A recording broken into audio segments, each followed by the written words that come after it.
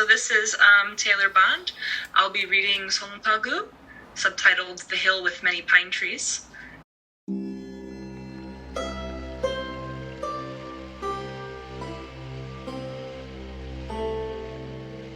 So beneath this fertile land are the bodies of kings, fallen flesh of fruit from a 5-day market, and the felled stumps of many pine trees, like a headless monarch, like a thumbprint half decayed.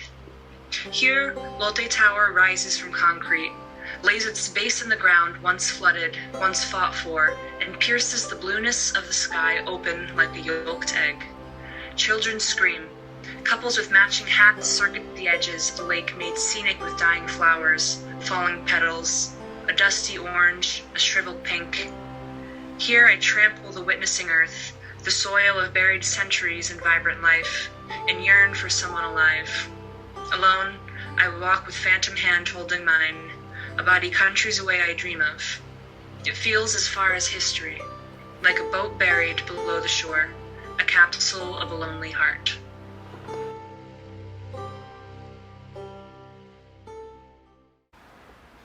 Well, I've always been interested in reading and writing since I was, a young kid, but I didn't really get started with poetry until college.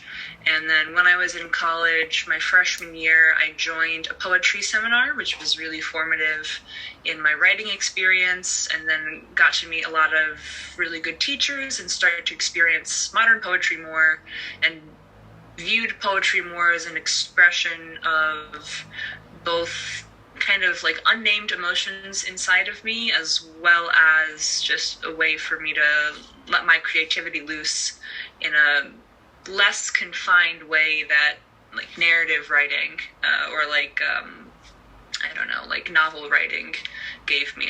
I felt with poetry I could really just focus on the craft of writing or making metaphors and really interesting fragments of language rather than having to focus on plot and character development and things like that.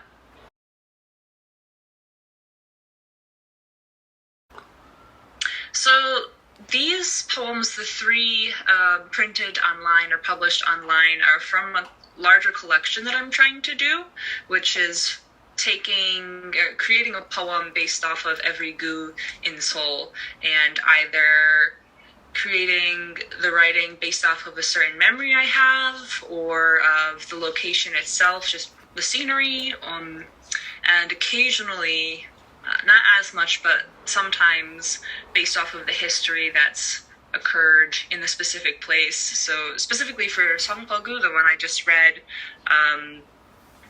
basically all of that area used to, I think there's relics in that area underneath the ground and things that they discovered when they were creating all the new buildings and things there in the 1970s and 80s once they were expanding Seoul. I forget the exact details at the moment, but kind of looking into the history of that and then using sort of the snippets that I would read and sort of the images I had of this time in history, I would create the poem.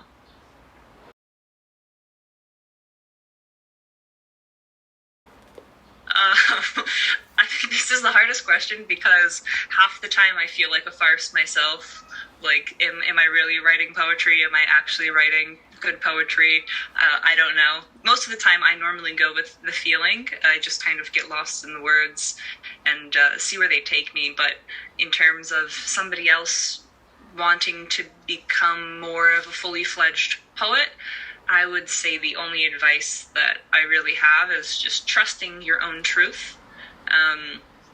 Meaning that, don't try to force a narrative out of something just because you feel like you have to be writing like a certain type of author or have to be telling these grand, giant stories of suffering. There's just sometimes what I feel like is that all of this, you have to suffer in your poetry, but I don't think that's necessarily the case. It could be small moments in your everyday life you focus on. It could just be sort of, imagery and things that interest you. And I think that's a better way to get started writing poetry rather than trying to force your writing to be like someone else.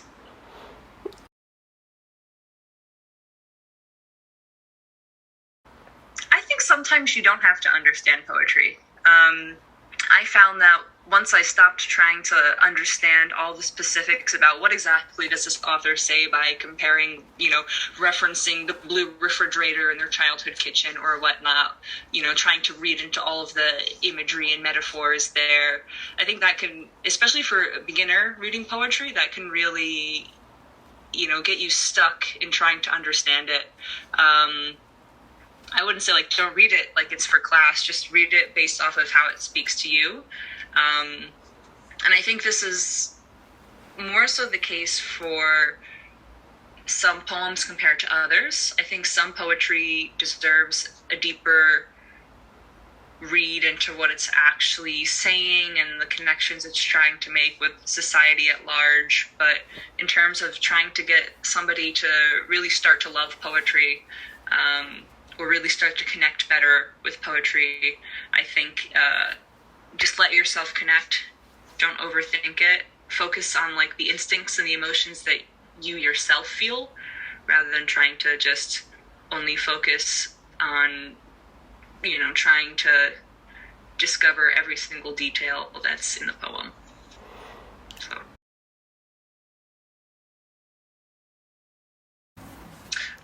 So I have a couple.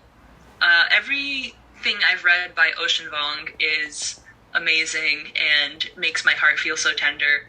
I think I don't know if it's his most recent book or not, or if it's the one he previously published, but it's Time is a Mother. Really beautiful work.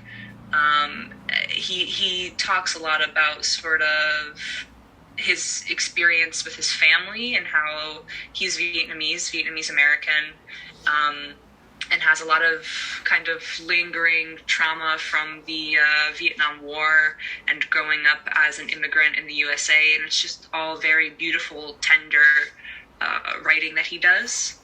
The work of Franny, I don't know how she would pronounce it. It's Che in Korean. She's Korean American, or if she goes by the Americanized way of Choi. But her work is really fantastic as well. She had this great, I don't know if it was a chapbook or whatnot, but it was about gender in a digital robotic world. So it was just really, she does really well done writing, but it was such an interesting combination of gender and technology, and the writing that she did was really fantastic in it. And then one more, my college professor, Carolyn Forche, and she kind of created the concept of poetry as witness. I don't know if she created that necessarily, but I don't remember the actual title of her collection, but she was in El Salvador, I believe, and saw a lot of war trauma as well, and then used poetry as sort of the mouthpiece to speak about this trauma. So her writing is really dark, but very honest, and I respect not only her writing, but also her for making me really fall in love with poetry. So I would have to mention her on this list of poets that I would recommend to others.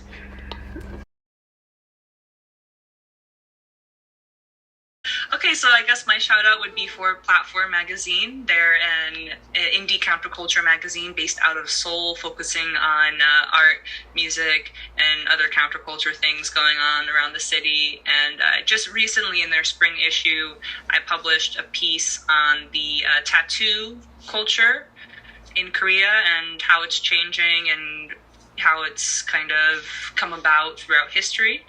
So definitely check it out and check out all of the other writing that they've got there, because it's top notch.